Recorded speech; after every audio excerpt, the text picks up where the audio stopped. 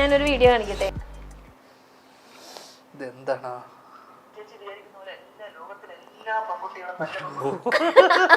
ഓർമ്മയുണ്ട് അതൊക്കെ പറഞ്ഞത്? ഒരു മിനിറ്റ്, റീൽസ് ഒക്കെ കേറി വരുന്നു.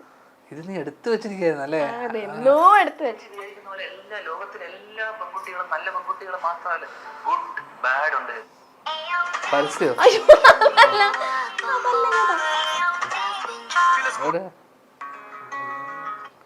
ഞാൻ എടുക്ക എനിക്കറിയുള്ളൂ അത്. എല്ലാ ലോകത്തിലെ എല്ലാ പെൺകുട്ടികളും നല്ല പെൺകുട്ടികൾ മാത്രമല്ല, ഗുഡ് ബാഡ് ഉണ്ട് ചേച്ചി. പെൺകുട്ടികൾ പൊതുവെ ചേച്ചി ശ്രദ്ധിക്കണം, വളരെ ഇമ്പോർട്ടന്റ് പോയിന്റ്. പ്രൊഫൈല് നോക്കും. നമ്മുടെ പ്രേമിക്കുന്നതിന് മുന്നേ അവന്റെ കയ്യിൽ കാശുണ്ടോ? കാശില്ലാത്തവനെ പ്രേമിക്കൂല. എന്റെ കാശ് ഊറ്റാൻ വേണ്ടി മാത്രം എന്റെ കൂടെ നടന്ന പെൺപിള്ളേരുണ്ട്.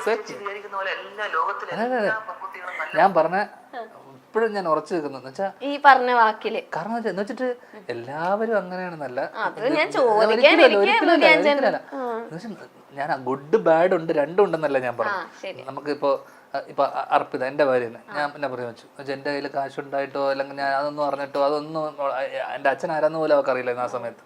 കാരണം അവള് മലയാള സിനിമയൊന്നും കാണാറുമില്ല. ഞങ്ങൾ കണ്ടു, ഞങ്ങൾ ഇവിടുന്ന് തിരുവനന്തപുരത്ത് പരിചയപ്പെട്ടു, ഇഷ്ടപ്പെട്ടു. അവൾക്ക് ശ്രീനിവാസൻ എന്ന് പറഞ്ഞ ഒരാളെ അറിയില്ല. പക്ഷെ എന്റെ കോമഡിയൊക്കെ ഇഷ്ടമായത് കൊണ്ടാവാം, നേരത്തെ പറഞ്ഞ പോലെ. അപ്പൊ പിന്നീടാണ് അറിഞ്ഞത് ഞാൻ റിച്ച് ആണെന്ന്. അപ്പൊ ചിലപ്പോ തീരുമാനിച്ചോണം കല്യാണം കഴിച്ചു ചെയ്തിട്ടുണ്ടാവും. ചിലപ്പോ അങ്ങനെ ആവാം. പക്ഷെ എന്നാൽ പോലും ഞാൻ പറയുന്നത് ഇന്നത്തെ പെൺകുട്ടികളോട് എനിക്ക് പറയാനുള്ളത്, ഒരു ചുറ്റുപാടുള്ള ദരിദ്രവാസിനെ പ്രേമിക്കരുത്. പിന്നെ പെൺകുട്ടിയൊക്കെ ജീവിക്കണ്ടേ, നമ്മള് കുടുംബം അല്ലെങ്കിൽ അതെന്തിനാ അവർക്ക് സ്വന്തമായി ജോലി അതുണ്ടാക്കും എന്ന് വെച്ചിട്ട് ഒരു ജോലി ഇല്ലാത്ത ഒരുത്തിനെ പ്രേമിക്കേണ്ട കാര്യമില്ലല്ലോ. എന്ന് വെച്ചിട്ട് അങ്ങനെയല്ല, നമുക്ക് പ്രണയമൊക്കെ സംഭവിച്ചു പോകുന്നതാണല്ലോ നമുക്ക് ഒരാളോട് ഇഷ്ടം, അതൊക്കെ. അപ്പൊ ഞാൻ അതാ പറഞ്ഞെന്ന് വെച്ചാൽ ഗുഡ് ബാഡ് രണ്ടും ഉണ്ട്. പ്രൊഫൈല് നോക്കുന്ന എത്രയോ പെൺകുട്ടികൾ. കാരണം ഞാൻ പറഞ്ഞ ഇതിപ്പോൾ നമ്മുടെ നാട്ടിലേക്കാൾ നമ്മൾ ചെന്നൈ പോലത്തെയോ അല്ലെങ്കിൽ നമ്മൾ വളർന്ന ബാംഗ്ലൂരോ അല്ലെങ്കിൽ നമ്മൾ വേറെ മെട്രോ നഗരത്തിലൊക്കെ അത്യാവശ്യം പെൺകുട്ടികളൊക്കെ പ്രൊഫൈൽ ഭയങ്കര ഇമ്പോർട്ടൻ്റാണ്. ഓക്കെ, കാരണം അവനെന്ത് ചെയ്യുന്നു, അല്ലാതെ ഇന്നത്തെ പെൺകുട്ടികളൊക്കെ വളരെ സെൻസിബിളായിട്ട് പ്രണയം പോലും ആലോചിച്ചും ഇതൊക്കെയല്ലേ പ്രേമിക്കുള്ളൂ അല്ലേ? ഞാൻ പറഞ്ഞ എല്ലാത്ത കേസുകളുണ്ട്. എല്ലാവരും ഭയങ്കര പ്രാക്ടിക്കലായിരിക്കും അല്ലേ? മേ ബി ഇപ്പൊ പ്രണയിക്കുമായിരിക്കും. കല്യാണം എത്തുന്ന സമയത്ത് അപ്പോഴും ജോലിയും കൂലി ഇല്ലാണ്ട് ഇങ്ങനെ നടക്കുകയാണെന്നൊക്കെ തോന്നുവാണെങ്കിൽ അവരും പറയില്ലേ. പക്ഷെ ഞാൻ ആ സമയത്ത് കണ്ട പെൺകുട്ടികൾ പലരും, ഞാൻ വളർന്ന ചെന്നൈ നഗരത്തിൽ പലരും, പ്രത്യേകിച്ച് നമ്മൾ കണ്ടിരുന്ന കുട്ടികളിൽ മിക്ക പെൺകുട്ടികളും അവരുടെ ഏജും കൺസിഡർ ചെയ്യണം. ആ സമയത്ത് അത്യാവശ്യം നമ്മൾ കണ്ടിരുന്ന ആ പെൺകുട്ടികൾ പലരും അത്യാവശ്യം നല്ല പ്രൊഫൈൽ ഉണ്ടെങ്കിൽ അല്ലെങ്കിൽ അത്യാവശ്യം ഇത് നോക്കിയും കണ്ടും നിൽക്കുന്ന പെൺപിള്ളേരെയാണ് ഞാൻ കണ്ടത് കൂടുതലും. എന്ന് വെച്ചിട്ട് എൻ്റെ ഭാര്യ അതിൽ നിന്ന് നേരെ ഓപ്പോസിറ്റാണ്. അവൾ അതൊന്നും ആലോചിക്കാതെ, ഞാൻ ലോക കൂതറയായിരുന്ന സമയത്താണ് എന്നെ പ്രേമിച്ചത്. എനിക്ക് അച്ഛൻ ആരെന്ന് പോലും അറിയാത്ത സമയത്ത്. എന്നുവെച്ചാൽ അവൾക്കറിയില്ല ആക്ച്വലി ഞാൻ ശ്രീനിവാസൻ്റെ മകൻ. പിന്നീടാണ് അറിഞ്ഞത് ഇഷ്ടത്തിലായതിനു ശേഷം. ഞാൻ പറഞ്ഞിരുന്നു ഞാൻ ലോ പ്രൊഫൈൽ കീപ്പ് ചെയ്തിട്ട്. സാധാരണ ഞാൻ എല്ലാവരോടും ആദ്യം തന്നെ പറയും, ഞാൻ പറയണ്ടെന്ന് വെച്ചാൽ എവിടെയെങ്കിലും നമുക്കൊരു സ്കോപ്പ് വേണമല്ലോ. പക്ഷെ ശരിക്കും ചേട്ടൻ എങ്ങനെയാ ഒരു ഫാമിലി ലൈഫ് ശരിക്കും ബാലൻസ് ചെയ്യുന്നത്? ഇങ്ങനെയൊക്കെ ധ്യാൻ ചേട്ടൻ ഇങ്ങനെയൊക്കെ ഇരിക്കുകയാണെങ്കിലും ഒരു ഫാമിലി ലൈഫ് എന്ന് പറയുമ്പോൾ അതിലൊരു സീരിയസ്നെസ് ഉണ്ടല്ലോ. ശരിക്കും കുട്ടികളെ നമുക്ക് അതിനകത്ത് പറ്റില്ലല്ലോ. ഈ ഇത്രയും ബാക്ക് ടു ബാക്ക് ഇത്രയും പടങ്ങളൊക്കെ ചെയ്യുന്നു. അപ്പൊ അതിന്റെ ഇടയിൽ ചേട്ടൻ എങ്ങനെയാ ഫാമിലി ലൈഫ് ബാലൻസ് ചെയ്യുന്നത്? അത് അത്ര ബുദ്ധിമുട്ടുള്ള കാര്യമാണ്. ഞാൻ ചോദിക്കുക, ചിലവർക്ക് അവരുടെ ടൈം സ്പെൻഡ്. ഇപ്പൊ നേരത്തെ നമ്മൾ ആ പാറുവിന്റെ കേസ് പറഞ്ഞപ്പോൾ ചേച്ചിക്ക് ഉണ്ടായ പ്രശ്നമില്ലേ? അല്ലല്ല, ഞാൻ നേരത്തെ പറഞ്ഞ പോലെ ഇപ്പൊ ഇതൊക്കെ സ്ഥിരം നമ്മൾ ആൾക്കാർ പറയുന്ന സാധനങ്ങളാണ്. ഞാൻ ഒന്ന് രണ്ട് സ്ഥലത്ത് പറയുകയും ചെയ്തിട്ടുണ്ട്. എന്ന് വെച്ചാൽ എനിക്ക് അവളെ ഇഷ്ടമാണ്, അവൾക്ക് എന്നെ ഇഷ്ടമാണ്, അതുണ്ടായാൽ മതി. ബാക്കി നമ്മൾ പറയാം കല്യാണം കഴിക്കുമ്പോൾ അണ്ടർസ്റ്റാൻഡിങ് ആയിരിക്കണം, കെയറിങ് ആയിരിക്കണം. ഇതൊക്കെ ഇഷ്ടം ഉണ്ടെങ്കിൽ തന്നെ അടിസ്ഥാനപരമായി എന്നും ആ ഇഷ്ടം ഉണ്ടെങ്കിൽ തന്നെ ഇതൊക്കെ ഉണ്ടാവും.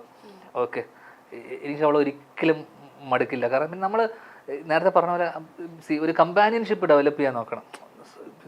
ഞാൻ ഭയങ്കര ഡിപ്പെൻഡൻ്റ് ആണ് അവളെ പുറത്ത് പല കാര്യത്തിനും. അവളില്ലാതെ എനിക്ക് പല കാര്യങ്ങളും, ഞാൻ ഒരുമിച്ച് ഭക്ഷണം കഴിക്കുന്ന തൊട്ടിട്ട് വൈകുന്നേരങ്ങൾ ഒരുമിച്ചിരിക്കുന്ന തൊട്ട് സിനിമ കാണുന്ന തൊട്ടിട്ട് എനിക്ക് അവൾ വേണം. എൻ്റെ സുഹൃത്താണ് ഏറ്റവും വലിയ. ആ സൗഹൃദം ഉണ്ടാവണം റിലേഷൻഷിപ്പിൽ. ഹസ്ബൻഡ് വൈഫ് എന്നൊക്കെ ഉള്ളതിനപ്പുറം ഒരു സൗഹൃദം ഡെവലപ്പ് ചെയ്തില്ലെങ്കിൽ ലോങ് റണ്ണിന് നമുക്കൊരു ആ ഒരു ഫ്രണ്ട്ഷിപ്പ് ഭയങ്കര ഇമ്പോർട്ടൻ്റ്. മാരിറ്റൽ ഇതിൽ പോലും ഫ്രണ്ട്ഷിപ്പ് ഡെവലപ്പ് ചെയ്യുക എന്നുള്ളത് വലിയ കാര്യമാണ്. ചേച്ചി എപ്പോഴെങ്കിലും പറഞ്ഞിട്ടുണ്ടോ പ്രേമിക്കണ സമയത്ത് നിങ്ങൾ ഇങ്ങനെയൊന്നും അല്ലായിരുന്നു, ഇപ്പൊ നിങ്ങൾ വേറെ ആളാന്നൊക്കെ പറഞ്ഞിട്ടുണ്ട്? അങ്ങനെയൊന്നുമില്ല, അപ്പോഴും ഇപ്പോഴും ഒരേപോലെ ധ്യാൻ ശ്രീനിവാസൻ അങ്ങനെ അങ്ങനെ തന്നെയായിരുന്നു. അതുകൊണ്ട് എന്നോട് അങ്ങനെ ഇന്നേ കാര്യത്തിൽ ധ്യാൻ കുറച്ചുകൂടെ സീരിയസ് ആവണം, ഇന്നിങ്ങനെ എങ്ങനെ ആവണം, അങ്ങനെ ഒരു സീരിയസ് ആയിട്ട് ഇപ്പം എന്നോട് പലരും ചോദിക്കാറുണ്ട്, ചേട്ടന് വിഷമം വരാറില്ലേ, ചേട്ടൻ വിഷമിക്കാറില്ലേ, കരച്ചിൽ എപ്പോഴും ഇങ്ങനെയാണോ? ഞാൻ അവസാനമായിട്ട് കരഞ്ഞത് എപ്പോഴാണെന്ന് എനിക്ക് ഓർമ്മയില്ല. എന്നുവെച്ചാൽ ഓർമ്മയില്ല, ഞാൻ അങ്ങനെ ഒരു അവസ്ഥ എൻ്റെ ജീവിതത്തിൽ ഞാനൊരു കാര്യത്തിന് വിഷമിച്ച് കരയേണ്ടി വന്നൊരു, കാരണം ഞാൻ കരഞ്ഞിട്ടില്ല. അവസാനം എന്നെ അച്ഛൻ വീട്ടിൽ നിന്ന് പുറത്താക്കിയ ആ സമയം, അല്ലെങ്കിൽ വീട്ടിൽ നിന്ന് ഞാൻ പുറത്താക്കപ്പെട്ട ആ സമയമുണ്ടല്ലോ, അതാണ് അവസാനമായിട്ട് എനിക്ക് എൻ്റെ ഓർമ്മയിൽ ഞാൻ കരഞ്ഞ സമയം. അതിനുശേഷം ഞാൻ ജീവിതത്തിൽ ഞാൻ കരഞ്ഞിട്ടില്ല. കരയേണ്ടി അതെനിക്ക് അച്ഛനോടുള്ള അങ്ങനെയുള്ള ബന്ധങ്ങൾ പോകുമ്പോഴും, അല്ലെങ്കിൽ അങ്ങനെ എനിക്ക് അത്രത്തോളം അടുപ്പം ഉണ്ടായിരുന്നു. എന്നുവെച്ചാൽ അങ്ങനെ അടുപ്പം പെട്ടെന്ന് ഇല്ലാതായിപ്പോയി. അപ്പോൾ ഒരു ദിവസം ഒരു ഫൈൻ ഡേ, അല്ലെങ്കിൽ അതൊരു ഒരു സെപ്പറേഷൻ വന്നപ്പോൾ എനിക്ക് സഹിക്കാൻ പറ്റില്ല, ഞാനന്ന് കരഞ്ഞു. അപ്പോൾ ഒരുപാട് കരഞ്ഞ് ഞാൻ ഇവിടെയൊക്കെ വിളിച്ചിട്ടൊക്കെ, അന്നും അർപ്പിത ഉണ്ടായിരുന്നു കൂടെ. അപ്പോൾ അതല്ല, അതിനുശേഷം ഞാൻ ജീവിതത്തിൽ ഇന്നേവരെ അനാവശ്യം എന്തിനാ നമ്മൾ കരയണം, എന്തിന്, അല്ലെങ്കിൽ നാളെ എൻ്റെ ഇത് എന്ന് വെച്ചാൽ നമ്മൾ വിഷമം വരുമ്പോൾ കരയാതിരിക്കേണ്ടതെന്ന് ഞാൻ ബാക്കിയുള്ള കാര്യമല്ല, ഞാൻ എൻ്റെ കാര്യം പറഞ്ഞത്. എനിക്ക് അങ്ങനെ ഒരു സാഹചര്യം വന്നിട്ടില്ല. പിന്നെ ഞാൻ ഭയങ്കര ഹാപ്പിയാണ്. നമ്മൾ നല്ല കാര്യങ്ങളെ, അത് നേരത്തെ പറഞ്ഞ പോലത്തെ സാധനങ്ങളാണ് നമ്മൾ കാണുന്നതും ചുറ്റുപാട് കാണുന്നതും ചിന്തിക്കുന്ന കാര്യങ്ങളാണ് നമ്മളെ. അതിനകത്ത് ഏറ്റവും വലിയ കാര്യം എന്ന് വെച്ച് കഴിഞ്ഞാൽ 12 യൂണിവേഴ്സൽ ലോ ഉണ്ട്. അതിനകത്ത് ഏറ്റവും വലിയ ലോ ഉണ്ടെന്ന് വെച്ച് കഴിഞ്ഞാൽ ലോ ഓഫ് അട്രാക്ഷൻ എന്ന് പറയും. എന്ന് വെച്ചാൽ ലോ ഓഫ് അട്രാക്ഷൻ എന്ന് വെച്ച് കഴിഞ്ഞാൽ നമ്മൾ ജീവിതത്തിൽ പോസിറ്റീവായിട്ടുള്ള കാര്യങ്ങൾ ചിന്തിക്കുമ്പോൾ നമ്മുടെ ജീവിതത്തിൽ പോസിറ്റീവായിട്ടുള്ള കാര്യങ്ങൾ സംഭവിക്കുന്നുള്ളതാണ് ലോ ഓഫ് അട്രാക്ഷൻ. മാനിഫെസ്റ്റേഷൻ എന്ന് പറഞ്ഞൊരു കാര്യമുണ്ട്. മാനിഫെസ്റ്റേഷൻ എന്ന് വെച്ച് കഴിഞ്ഞാൽ നമ്മളൊരു കാര്യം ഭയങ്കരമായിട്ട് ആഗ്രഹിച്ച് നമ്മൾ അതിനു വേണ്ടി ഹാർഡ് വർക്ക് ചെയ്യുകയാണെങ്കിൽ അതൊരു ദിവസം നമ്മുടെ ജീവിതത്തിൽ സംഭവിക്കുന്നുള്ളത്. അപ്പോൾ ഈ ലോ ഓഫ് അട്രാക്ഷനും മാനിഫെസ്റ്റേഷനൊക്കെ ഓൾമോസ്റ്റ് സെയിം സാധനമാണ്. അപ്പോൾ ഞാൻ ജീവിതത്തിൽ എപ്പോഴും പോസിറ്റീവായിട്ട് ചിന്തിക്കുന്നതും പോസിറ്റീവായിട്ട് ഇരിക്കണം എന്ന് ആഗ്രഹിക്കുന്ന ആളാണ്. ഇപ്പം നമ്മളിരിക്കുന്ന സ്ഥലത്ത്, അല്ലെങ്കിൽ നമ്മൾ വന്നിരിക്കുന്ന സ്ഥലത്ത് നമ്മൾ ഒരു സന്തോഷം, അല്ലെങ്കിൽ നമ്മൾ കാരണം ഒരു 10 പേര് ചിരിക്കണം എന്ന് ആഗ്രഹിക്കുന്ന ആളാണ്. അപ്പം നമ്മൾ പോയി ഇരുന്ന് കഴിഞ്ഞാൽ അവിടെ ഒരു സ്ഥലത്ത് പോയി കഴിഞ്ഞാൽ നമ്മളാണ് അവിടുത്തെ മെയിൻ ആൾ. മനസ്സിലായില്ലേ? നമ്മളവിടെ എന്തെങ്കിലും പറഞ്ഞ ആൾക്കാരെ ചിരിപ്പിക്കുക, മറ്റുള്ള വേദനിപ്പിക്കുന്ന തമാശ ഒഴിവാക്കുക എന്ന് ഒഴിച്ചു കഴിഞ്ഞാൽ, ഇപ്പം ഞാൻ വേറൊരാളെ കളിയാക്കിക്കൊണ്ട് ഞാൻ തമാശ പറഞ്ഞിട്ടുണ്ട്, ഇല്ല എന്നല്ല. പക്ഷേ അത് എനിക്ക് അത്ര അടുപ്പമുള്ള ആൾക്കാരും, അല്ലെങ്കിൽ ഞാനിപ്പോൾ ബേസിലിൻ്റെ പേര് പറയുമ്പോഴും അമ്മയുടെ പേര് പറയാം, എനിക്ക് അത്ര അടുപ്പമുള്ളതുകൊണ്ട് ഞാൻ പറയുന്ന അവർ മനസ്സിലാക്കുമെന്ന് എനിക്ക് ഉറപ്പുള്ളതുകൊണ്ടാണ്. ഇപ്പം ഞാൻ അമ്മയുടെ കഥ ഇനി ഞാൻ പറയില്ല എന്ന് പറഞ്ഞാൽ അമ്മ എനിക്കൊരു പറഞ്ഞതിന് ശേഷം ഞാൻ ഇനി പറയുന്നത് മോശമായതുകൊണ്ട് നമുക്കതൊരു വിഷമം ഉണ്ടാക്കിയിട്ടുണ്ടെങ്കിൽ അത് മോശമല്ലേ? കാരണം ഞാൻ മാത്രം തമാശ ആസ്വദിച്ചാൽ പോരല്ലോ. അത് ആരെപ്പറ്റി പറയുന്ന അവരും ആ സെൻസിൽ എടുത്തില്ലെങ്കിൽ അന്ന് നിർത്തിക്കോണം ആ തമാശ. ഓക്കെ. അപ്പോൾ അതിപ്പം ഞാൻ നേരത്തെ അച്ഛൻ്റെ കേസ് പറഞ്ഞപ്പോഴും അച്ഛൻ ചിരിക്കുന്നു, അത് ഓക്കെ. അത് മറ്റുള്ളവരെ വിഷമിപ്പിച്ചിട്ടാണെങ്കിൽ ആ തമാശ പറയാൻ പാടില്ല. അതിപ്പോൾ ഞാൻ ആ സംഭവത്തിൽ തന്നെ അതിന് തൊട്ട് മുന്നേ നടന്നൊരു സംഭവം എന്ന് വെച്ചാൽ ഇന്നസെൻ്റ് അങ്കിൾ മരിച്ചു. മരണപ്പെട്ടപ്പോൾ ഞാൻ ഇതേപോലെ യാത്ര നിൽക്കുന്ന സമയത്താണ് ഇന്നസെൻ്റ് മരണം അറിയുന്നത്. അപ്പോൾ അന്നത്തെ 2 ദിവസം നമുക്ക് ഭയങ്കര ഇത് തന്നെയാണല്ലോ. അത് എല്ലാ മലയാളിക്കും ഉണ്ട്. കാരണം അത്രയും നമ്മൾ ചിരിപ്പിച്ചിട്ടുള്ള ഒരു മനുഷ്യൻ പെട്ടെന്ന് ഇല്ലാതാകുമ്പോൾ നമുക്കൊരു വിഷമമുണ്ട്. നമ്മൾ പിന്നെ ആ വീഡിയോ ആണ് ഇരുന്ന് കാണുന്നത്. പിന്നീട് ആ യാത്രയുടെ ഒടുവിലാണ് ഈ സംഭവം നടക്കുന്നത്. അച്ഛന് ലാൽ സാറിനെ പറ്റി പറഞ്ഞ സ്റ്റേറ്റ്മെൻറ്റ്.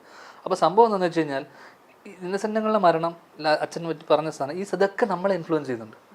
എൻ്റെ ഒരു ദിവസമാണ് ഇല്ലാതായി പോകുന്നത്, എൻ്റെ ഒരു ദിവസമാണ് മോശമാവുന്നത്.